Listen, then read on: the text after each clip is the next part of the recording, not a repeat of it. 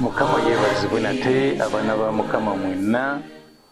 Twebaza Mukama kubanga ali wamu naffe, ali wamu naawe, akukuumye, akuwadde obulamu. Y'ensonga lwaki osobola okungoberera n'okuyigira awamu naffe. Twebaza Mukama olw'ebbanga ly'atutambuzizza okubeera nga tweyongera okuyiga, era tutuuse ku nkomerero kati ey'omusomo gwaffe gugamba nti okutuukiriza ekigendererwa kya Katonda eri obulamu bwo. Twakagenda ebitundu 49, kati kino kye kitundu ekya 50, era Mukama tumwebaza atubedde okutuuka ku kitundu kino ekya 5. Ate naawe nkwebaza okubeera ng'ogoberera emisomo gino. Nagamba nti nga tutuuse mu kiseera kino eky'okkomekkereza omusomo nja kuddayo ku Dawudi gwe twatandika naye nti ye yatuukiriza ekigendererwa kya Katonda eri obulamu bwe. Bayibuli emuwaako obujulizi nti yaweereza okuteesa kwa Mukama mu mulembe gwe n'akutuukiriza. Era ne tukiraba nti naawe nange tusobola okutuukiriza, era Mukama kyatwagaliza tutuukirize ekigendererwa kya Katonda eri obulamu bwaffe, buli kinoomu ku ffe. Kaakati nayogera ku bitundu bisatu oba ebintu bisatu, 3 areas, ebintu bisatu Dawudi mwe yayita okutuukiriza ekigendererwa kya Katonda eri obulamu bwe. Era omulundi ogwayita nayogera ku kubeera nti Dawudi yali omuwonya oba omuntu abudaabuda, akumaakuma abalala, n'akikola bulungi nnyo nti abantu abaali balaba ennaku, abaali balina amabanja, abaali bayita mu buyinike obutali bumu, bonna baddukiranga eri Dawudi. Mu kifo ky'okuddukira eri kabaka okubeera ng'abayamba, baddukiranga eri Dawudi, era Dawudi ekyo n'akituukiriza bulungi nnyo nga Katonda bwe yayagala akituukirize, n'akumaakuma abantu abo. N'ababudaabuda ne bavaamu abantu ab'omugaso. Akati ku mulundi guno ngenda kwogera ku Dawudi engeri gye yatuukirizaamu ekyo Katonda kye yayagala atuukirize eky'okubeera kabaka wa Isirayiri. Okubeera kabaka, okubeera omukulembeze. Gwe nange tuyinza okumaliriza nga tetulibaako bakabaka yadde olunaku n'olumu, kubanga Katonda teyatuyita kubeera bakabaka, naye Katonda tuyita okuba abakulembeze mu mitendera egy'enjawulo oba ku mitendera egy'enjawulo. Akati Dawudi yayitibwa okubeera omukulembeze mu kiti eky'okubeera kabaka, era n'akituukiririza ddala, n'akola ekyo Katonda kye yali ayagala eky'okubeera kabaka. Omukulembeze aba omuntu agatta, aba omuntu aleetera abo ababadde batatabagana okubeera nga batabagana. Kaakati ekyo Dawudi yakikolera ddala bulungi nnyo. Ngenda kubeera nga nsoma ku Samwiri ekyokubiri essuula ey'okutaano, Samwiri ekyokubiri essuula 5. Kansome olusooka okutuuka ku lwokutaano, tuzigabane tulabe Dawudi bwe yali omukulembeze, abantu gwe beeyunira, gwe beewa nga beeyagalidde okubakulembera, nga be bamunoonya abakulembere, so si nga yabeekakaatikako, naye ng'abantu be bamunoonya. Era omukulembeze bw'atyo bwe yandibadde, ng'abantu be beewaayo gy'ali abakulembere, so si okubeera nga abeekakaatikako.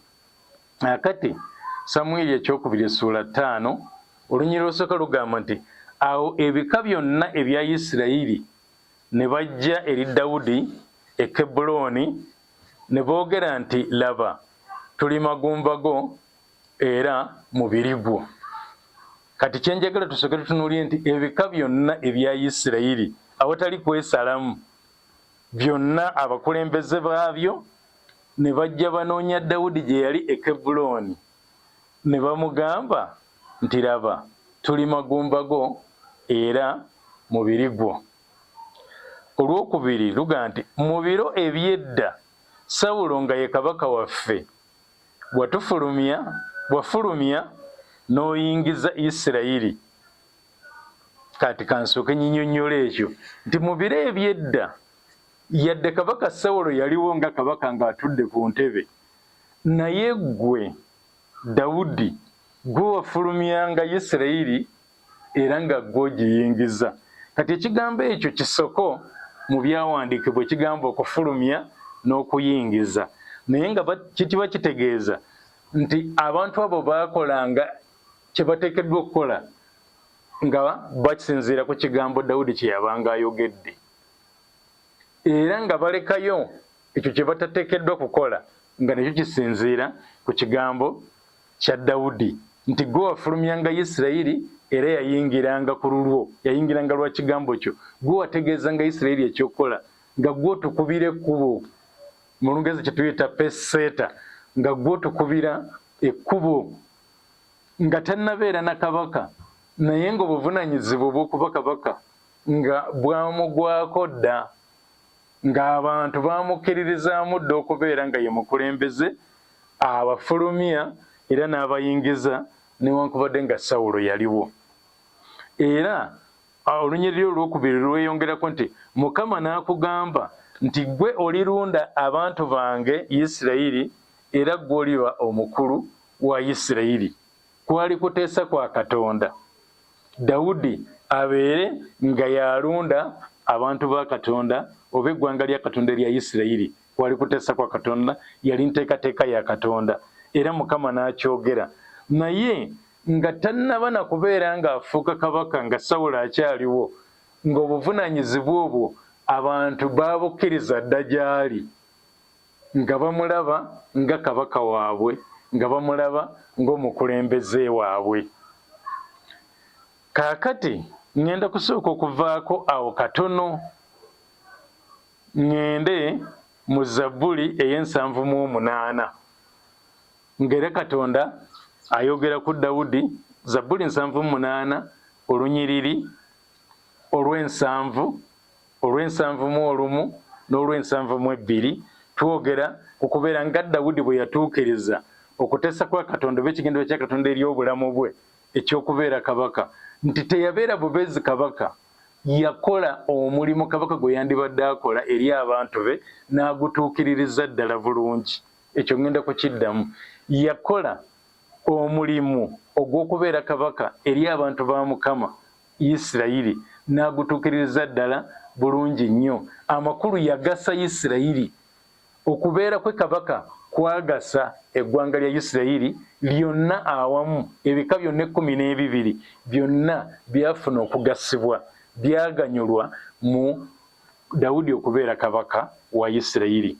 Kati Zabbuli 78 okuva ku lunyiriri olw'ensanvu okutuuka ku lw'ensanvu-mu-2 wagamba nti era n'alonda Dawudi omuddu we n'amuggya mu bisibo by'endiga. Olw'ensanvu-mu-1 mu kugoberera endiga eziyonsa mwe yamuggya okulundanga Yakobo be bantu be ne Isirayiri bwe busika bwe. Yamuggya mu kulunda endiga. Katonda yatunuulira omutima gwa Dawudi ng'alunda endiga, ng'alaba mutima mulunzi, omutima ogufaayo eri endiga ensolo, n'agamba omutima guno gwennyini gujja kusobola okusumba abantu bange oba okulundanga abantu bange Isirayiri. Yo Bayibuli gyeyise nti abantu be Isirayiri, nti abantu be Yakobo era n'obusika bwe Isirayiri. Olw'ensanvu-mu-2 nti awo n'abalundanga mu butuukirivu bw'omutima gwe n'abaluŋŋamyanga n'amagezi g'emikono gye.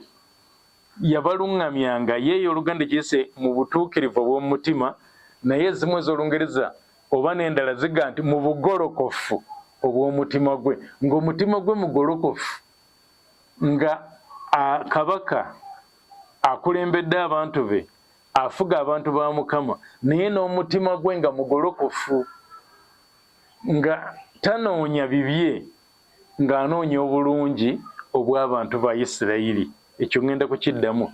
Nga ye Dawudi teyanoonyanga bibye mu bwakabaka, naye yanoonyanga obulungi obw'abantu ba Mukama, eggwanga lya Mukama lya Isirayiri, n'abalundanga n'obutuukirivu obw'omutima gwe. bino bireetera Dawudi okutuukiriza ekigambo kya Katonda eri obulamu bwe. Katonda yayagala omukulembeze kabaka anaafuga abantu be nga Katonda bwe yali yayagala bafugibwe.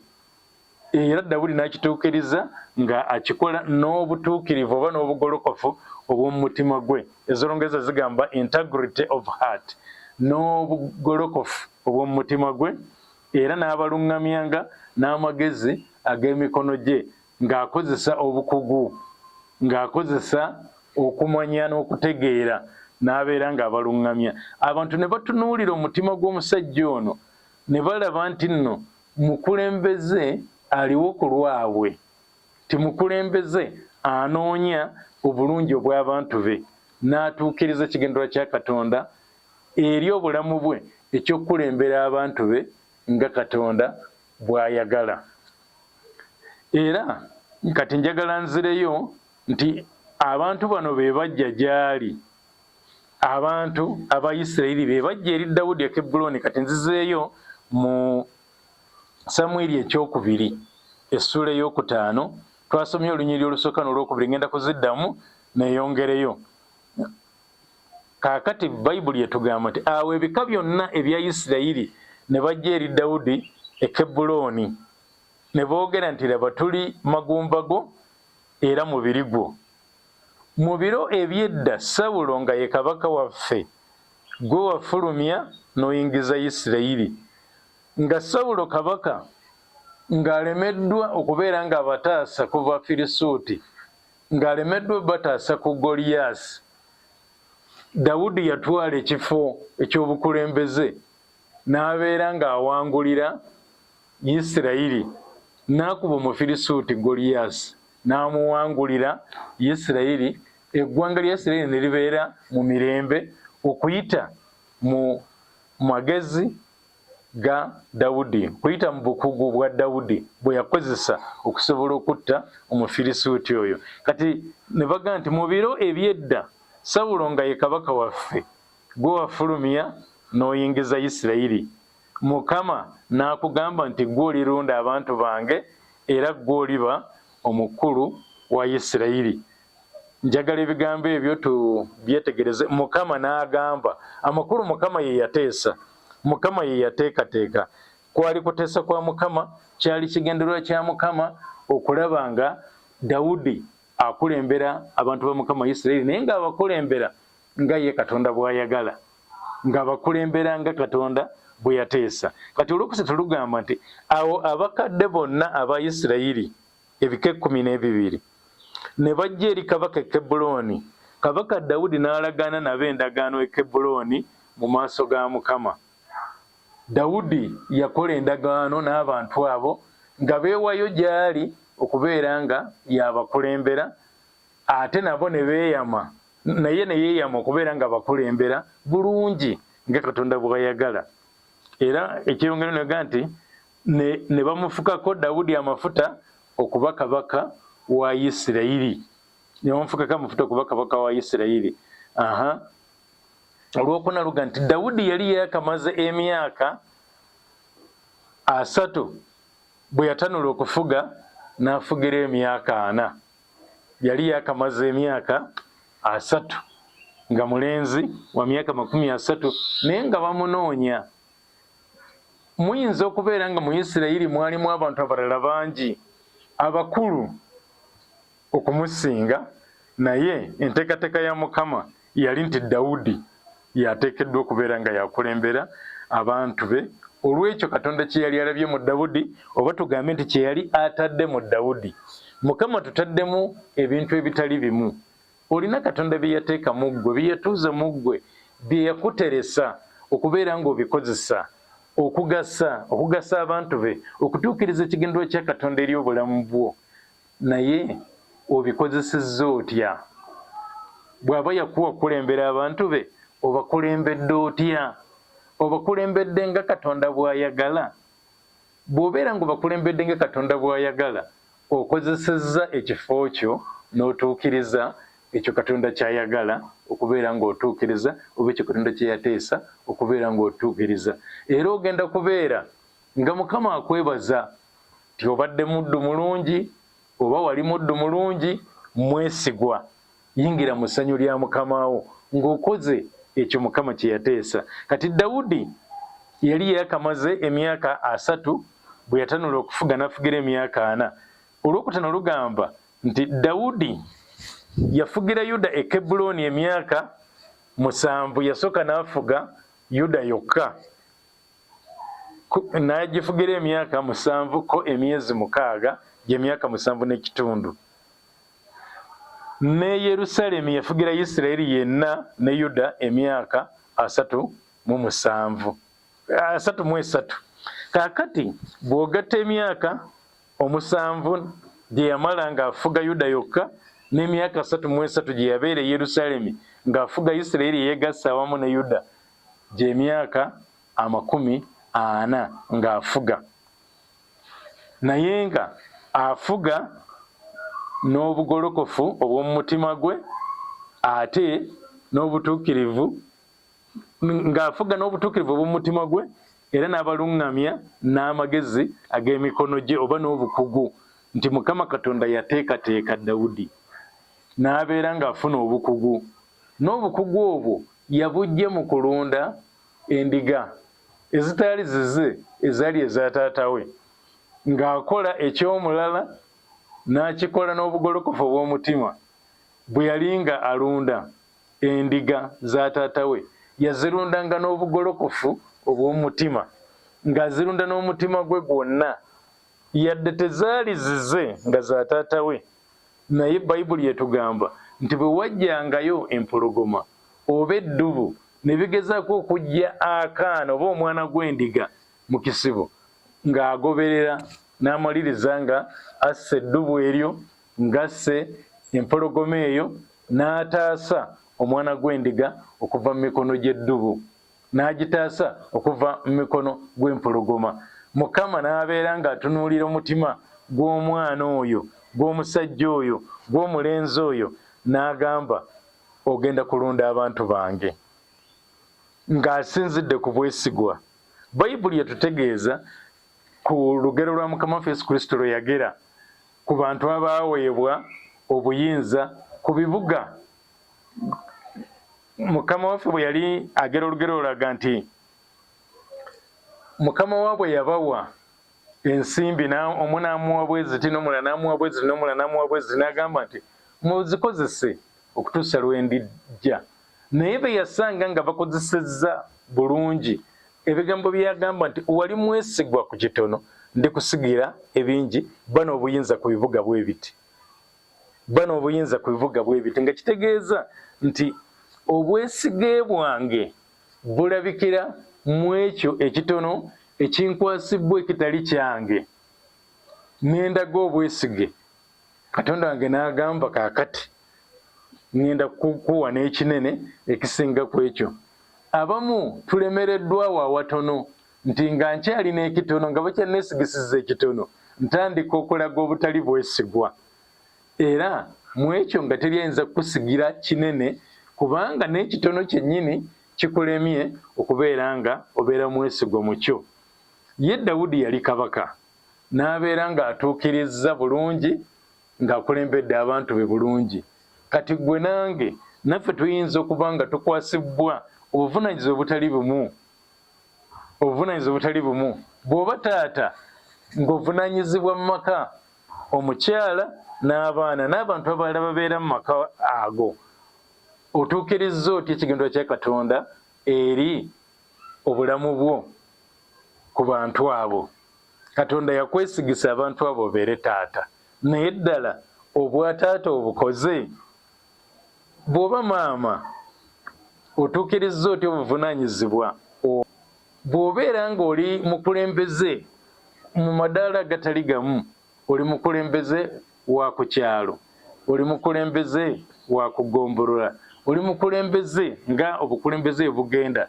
Ate waliwo n'obukulembeze obwaffe obweno mu kkanisa, mu nnyumba ya Mukama, gw'okulembera kwaya, gw'okulembera abafumbo, gw'okulembera abavubuka, gwe musumba asumba endiga ekisibo, gw'okikulembera, gwe gwe bakikwasa, okikulembedde. n'obugolokofu obw'omu mutima gwo, okozesezza ebyo Katonda byateeka mu ggwe, obukugu Katonda bwateeka mu ggwe okulaba nga oluŋŋamya abantu abo. N'okuluŋŋamya kwe tugamba okwogerwako wano kwe kubeera nga obayamba nabo okutuukiriza ebyo Katonda byayagala batuukirize, n'obaluŋŋamya bakwate ekkubo lye bateekeddwa okukwata. Akati otuukirizza otya? Dawudi ye yatuukiriza, n'atuukiriza ekigendererwa kya Katonda eri obulamu bwe. Nabagambye nti okuyita mu bintu bisatu, omulundi ogwayita twalaba yatuukiriza mu kubeera omuwonya addukirwako abudaabuda abalala. Kati ate ku mulundi guno tulabye nti n'atuukiriza okuyita mu kukulembera nga kabaka, n'atuukiriza ekigendererwa ekyo nga Isirayiri ekkiriza nti ddala obuvunaanyizibwa bwe yabutuukiriza gye baali ng'eggwanga, ne Katonda naye ng'amujulira nti yalunda abantu be Isirayiri. Kakati gwe mu buvunaanyizibwa bwonna Katonda bwakuwadde osobole okutuukiriza ekigendererwa kye eri obulamu bwo, otuukiriza okikoze n'omutima gwo gwonna, n'obugolokofu bw'omu mutima gwo, n'amagezi, n'obukugu, n'obusobozi, n'ebirabo, n'okuyita okutali kumu kwatadde ku bulamu bwo. Tulina okufuba. Dawudi yatuukiriza, naawe nange tulina okufuba okutuukiriza ekigendererwa Katonda kyatulinako mu bulamu buno. Mukama abeere nammwe era abakole bulungi. Amiina.